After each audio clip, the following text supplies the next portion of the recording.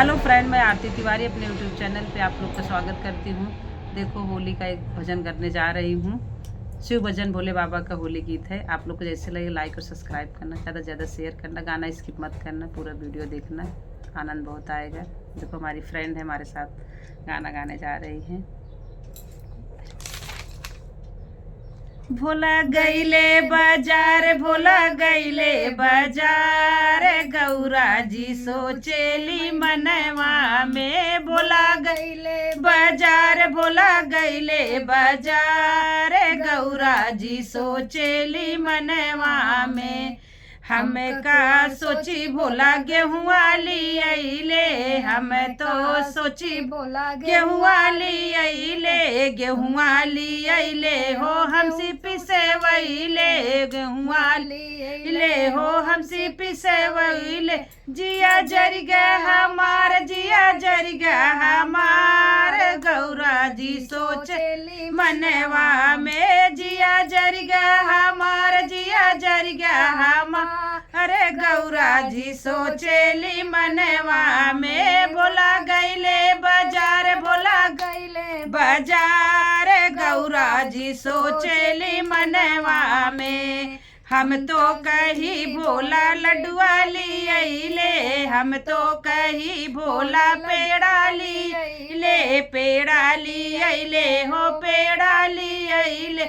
जिया जर गया हमार, जिया जर गया हमार, भंगिया लिया वे गठरिया में। जिया जर गया हमार, जिया जर गया हमार, भंगिया लिया वे गठरिया में। भोला गईले बाजार, भोला गईले बाजार, गौरा जी सोचेली मनवा में।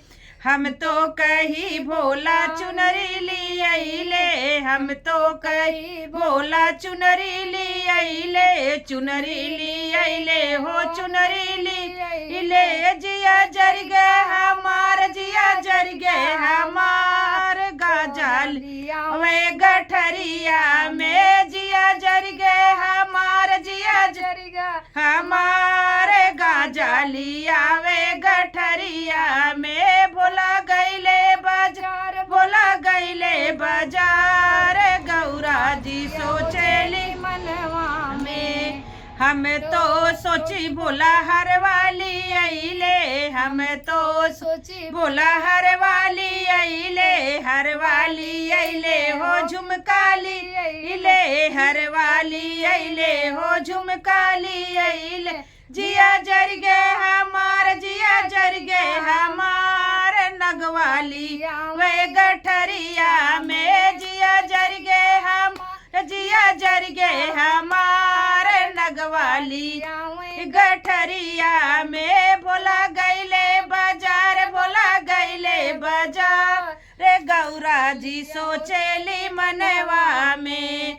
हम तो सोची भोला रंगवाली अइले, हम तो सोची भोला रंगवाली अइले। जिया जर गए हमार, जिया जर गए हमार, भौजी लिया वे गठरिया में। जिया जर गए हमार, जिया जर गए हमार, रे भौजी लिया वे गठरिया में। भोला गईले बाजार, भोला गईले बाजार, गौरा जी सोचेली मनवा में। हर हर महादेव।